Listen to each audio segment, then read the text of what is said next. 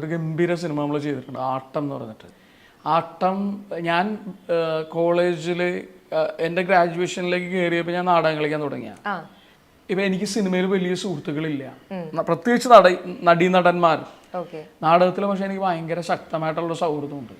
അപ്പം ഞങ്ങൾ ലോക്ക്ഡൗൺ കഴിഞ്ഞിട്ടൊരു യാത്ര പോവുകയും ഞങ്ങളൊരു 10-12 പേരുണ്ട്. അപ്പം ഞങ്ങൾ അവിടെ വെച്ചിട്ട് തീരുമാനിക്കുകയാണ്, അതായത് 20 വർഷമായിട്ടുള്ള ശക്തമായ സൗഹൃദത്തിനെ റെപ്രസെൻ്റ് ചെയ്യുന്ന, നമ്മളുടെ ആർട്ടിനെ, നമ്മുടെ തിയേറ്ററിനെ, നമ്മുടെ ഈ പറയുന്ന പോലെ നമ്മുടെ കൂട്ടായ്മേനെ റെപ്രസെൻ്റ് ചെയ്യുന്ന ഒരു ആർട്ട് വർക്ക് വരാൻ ടൈമായി.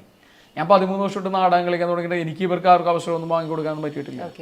അപ്പോൾ നമ്മുടെ കൂട്ടത്തിൽ നമ്മുടെ ഒരു ജൂനിയർ ആനന്ദ് എന്ന് പറഞ്ഞൊരു മിടുക്കനായിട്ടുള്ള, അപ്പോൾ അവൻ എഴുതുന്നുണ്ട്, അവനൊരു സിനിമ ചെയ്യാനുള്ള പരിപാടിയുണ്ട്. അവൻ ഇമിത്യാസ് അലിയുടെ അസിസ്റ്റന്റ് ആയിരുന്നു തമാശയിൽ, ബോളിവുഡ്. അപ്പൊ അങ്ങനെയൊക്കെ വർക്ക് ആയിട്ടുള്ള ഒരു തന്നെയാണ്. അപ്പൊ ഞാൻ പറഞ്ഞു, ഇവൻ ഇനീഷ്യേറ്റീവ് എടുക്കുകയാണെങ്കിൽ നമുക്ക് ഒരു പരിപാടി ആലോചിക്കാം. ഇവനൊരു ഐഡിയ പിച്ച് ചെയ്തു, എനിക്ക് ബ്രില്യൻ്റ് ആയി തോന്നുന്നു. അത് ഞങ്ങള് തന്നെ, ഞങ്ങള് 10 പേര് മെയിൻ ക്യാരക്ടേഴ്സ്. ഞാൻ തന്നെ, എന്റെ പേര് ഇത് തന്നെ, സെൽവൻ ചേട്ടൻ തന്നെ.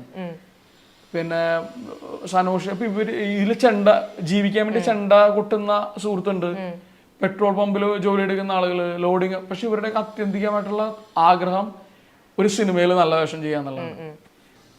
അങ്ങനെ എനിക്ക് ഭയങ്കര ഒരു പ്രതീക്ഷ വന്നു തുടങ്ങി. ഇവനൊരു സ്ക്രീൻ പ്ലേ ഏതാണ്ട് ലോക്കാക്കി.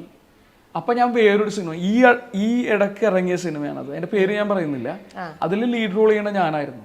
അപ്പൊ അതിന്റെ എക്സിക്യൂട്ടീവ് പ്രൊഡ്യൂസർ എന്നെ വിളിച്ചിട്ട് പറഞ്ഞു, വിനയ് പടം ഓണായിട്ടോ, ഇതേപോലെ ഡോക്ടർ അജിത് ജോയ് എന്ന് പറഞ്ഞിട്ടൊരു പ്രൊഡ്യൂസർ വന്നിട്ടുണ്ട്, ഭയങ്കര പാഷനേറ്റ് ആയിട്ടുള്ള ഫിലിം ലവറാണ്. സാധാരണ പ്രൊഡ്യൂസേഴ്സ് ഈ പറയുന്ന പോലെ ഒരു ബിസിനസ്സും കൂടെയാണ്. അപ്പൊ ഞാൻ പറഞ്ഞു, ചേട്ടാ എങ്ങനെയുള്ള, അപ്പൊ പുള്ളി ഒരു ഇന്റർനാഷണൽ അല്ലെങ്കിൽ ഫെസ്റ്റിവൽസിലൊക്കെ പോകുന്ന സിനിമകൾ നോക്കുന്നുണ്ടെന്നൊക്കെ പറഞ്ഞപ്പോൾ ഞാൻ പറഞ്ഞു, ഞങ്ങളുടെ ഒരു ബ്രില്യൻ്റ് ഐഡിയ ഉണ്ട്, പിച്ച് ചെയ്യാൻ പറ്റുമെന്ന് ചോദിച്ചു.